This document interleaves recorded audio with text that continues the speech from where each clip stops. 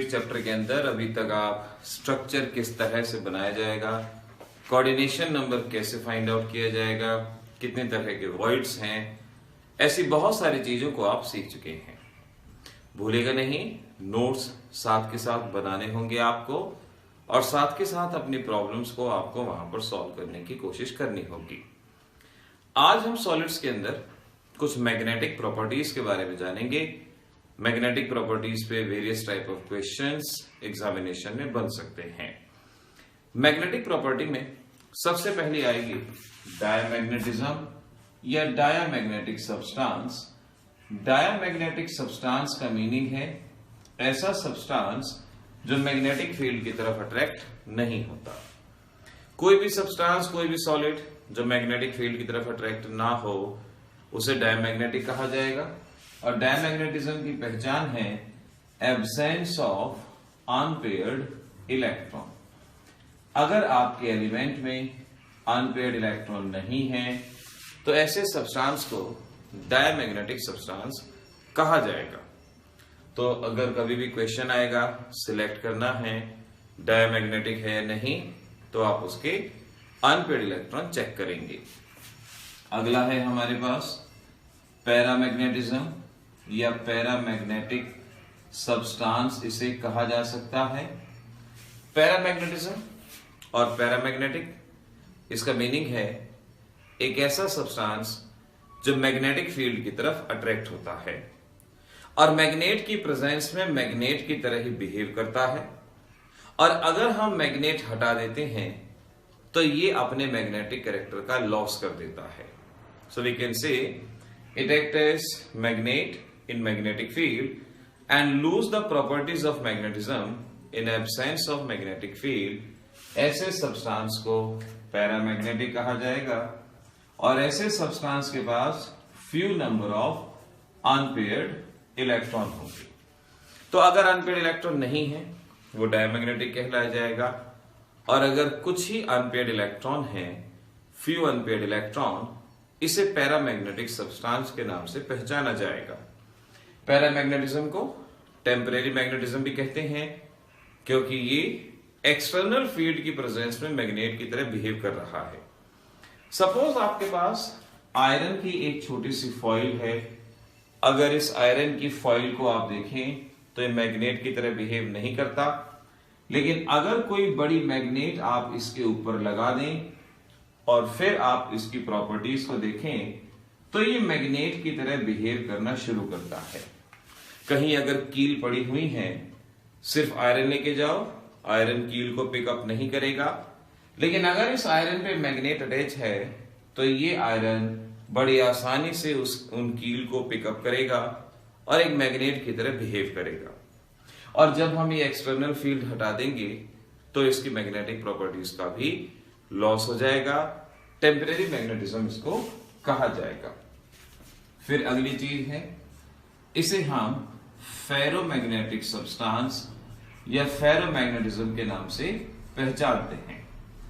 Ferromagnetic substance का meaning हुआ एक ऐसा सब्सटेंस जो परमानेंट मैग्नेटिज्म शो करता है, जो परमानेंटली मैग्नेट की तरह बिहेव करता है। जिस चीज की मैग्नेट बनी होती है फेरोमैग्नेटिक उसको कहा जाएगा।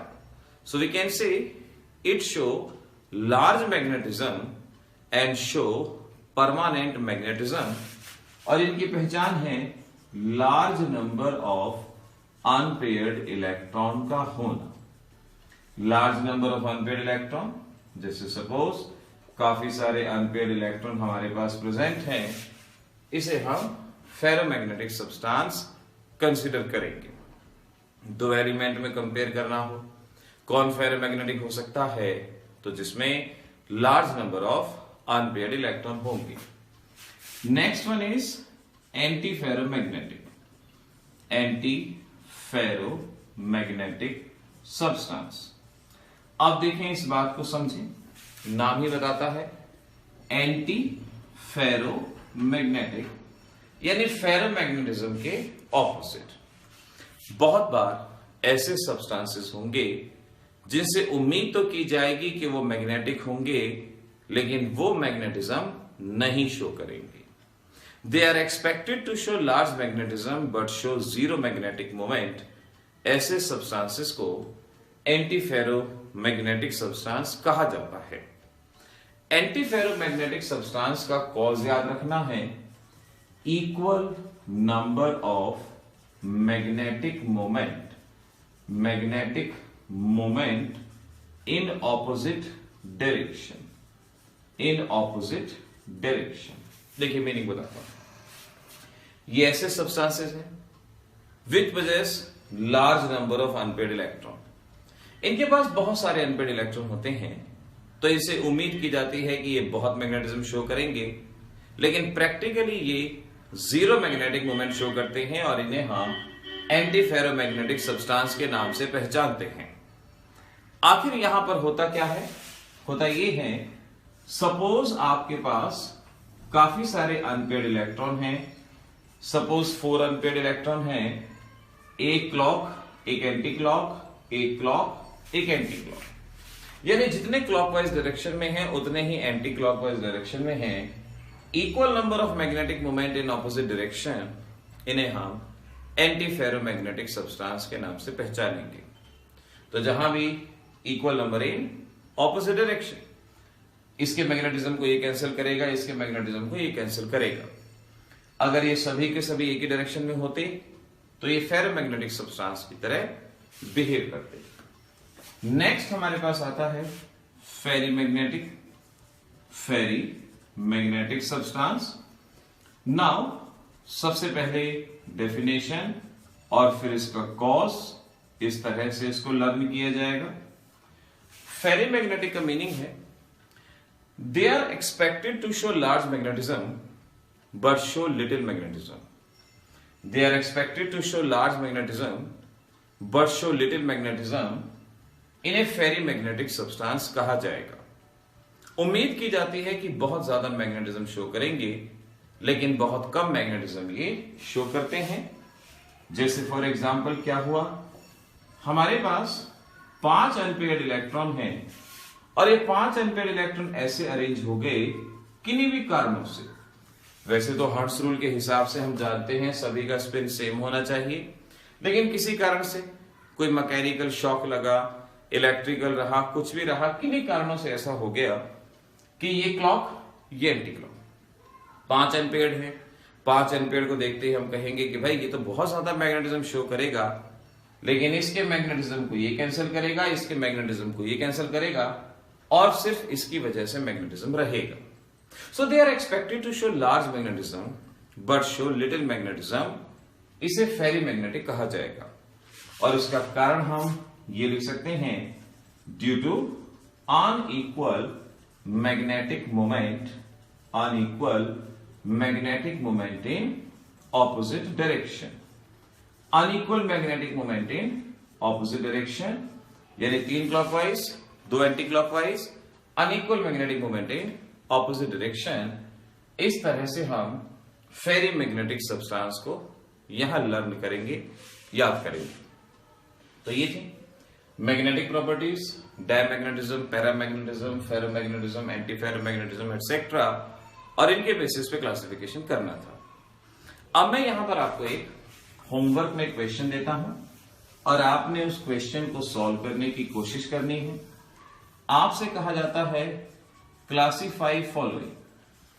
आपने इन्हें क्लासिफाई करना है कि ये डायमैग्नेटिक हैं, पैरामैग्नेटिक हैं, फेरोमैग्नेटिक हैं, एंटीफेरो हैं, क्या हैं, आपने इसमें क्लासिफाई करना है। सबसे पहले है नाइट्रोजन एटम, ऑक्सीजन मॉलिक्यूल, फिर है आयरन, फिर है हमारे पास manganese, and then chromium, and then it is zinc. इन सभी को क्लासिफाई करेंगे, कौन किस तरह का मैग्नेटिज्म शो करेगा, और इसको बताने के लिए आपने इनके अनपेयर्ड इलेक्ट्रॉन चेक करने हैं, और जितने अनपेयर्ड इलेक्ट्रॉन होंगे उस तरह से ही आप इसको एक्सप्लेन कर पाएंगे। एक दो मैं आपको हिंट दे देता हूं। नाइट्रोजन के पास 3 अनपेयर्ड इलेक्ट्रॉन, पैरामैग्नेटिक की तरह बिहेव करेगा। पैरामैग्नेटिक की पहचान बताई थी, फ्यू अनपेयर्ड इलेक्ट्रॉन। O2 को सॉल्व करने के लिए क्लास 11th की मॉलिक्यूलर ऑर्बिटल थ्योरी को ध्यान में रखना पड़ेगा। क्लास 11th में मॉलिक्यूलर ऑर्बिटल थ्योरी में आपको बताया जाता था ऑक्सीजन के एंटी बॉन्डिंग ऑर्बिटल में 2 अनपेयर्ड इलेक्ट्रॉन होते हैं और इस वजह से ये पैरामैग्नेटिक की तरह बिहेव करता है। तो आपने इनके नंबर ऑफ अनपेयर्ड इलेक्ट्रॉन देखने हैं। जिंक के अंदर अनपेयर्ड इलेक्ट्रॉन नहीं होते, 1s2, 2s2, 2p6, 3s2, 3p6, 4s2, 3d10 unpaired electron नहीं होते, तो इसे हम डायमैग्नेटिक कहेंगे। और ये 3 मैं आपके लिए यहां छोड़ रहा हूं, आप इन्हें सर्च करें, आप इन्हें ढूंढें और इनके बारे में बताएं ये किस तरह का मैग्नेटिज्म शो करेंगे। तो इस तरह से बच्चों इस वीडियो के अंदर आपको बताया गया कि सॉलिड में किस तरह की मैग्नेटिक प्रॉपर्टीज हो सकती हैं। ये सभी डेफिनेशंस एग्जामिनेशन में आपसे पूछी जाती हैं। कॉम्पिटिटिव में डेफिनेशन भी आ सकती है, कॉज भी आ सकता है, आइडेंटिफिकेशन भी आ सकता है। डायमैग्नेटिज्म का कॉज क्या था? Absence of unpaired electron. Paramagnetism का cause few unpaired electron. Ferromagnetism का cause large number of unpaired electron. Anti ferromagnetism equal number of magnetic moment in opposite direction. और ferrimagnetism unequal magnetic moment in opposite direction. तो इस तरह से देखते रहिए और ऐसे ही आप सॉलिड की डिफरेंट चीजों को आप समझ पाएंगे। अभी तक अपलोडेड किए गए वीडियोस के अंदर मैक्सिमम सॉलिड स्टेट का चैप्टर कवर हो चुका है। अब बचे हैं डिफेक्ट्स, जिन्हें आने वाले वीडियोस के अंदर हम कवर करेंगे और इस तरह से आपके बोर्ड एग्जाम की तैयारी मुकम्मल हो जाएगी, पूरी हो जाएगी। लेकिन बात तभी है जब आपके नोट्स साथ साथ बने, आप साथ साथ नोट्स बनाएं, साथ साथ तैयारी करें, तभी इस सब पढ़ाई का फायदा है, तभी आप इससे बेटर वे में बेनिफिटेड हो पाएंगे। ऑल द बेस्ट बच्चों, तैयारी करते रहिए, पढ़ते रहिए।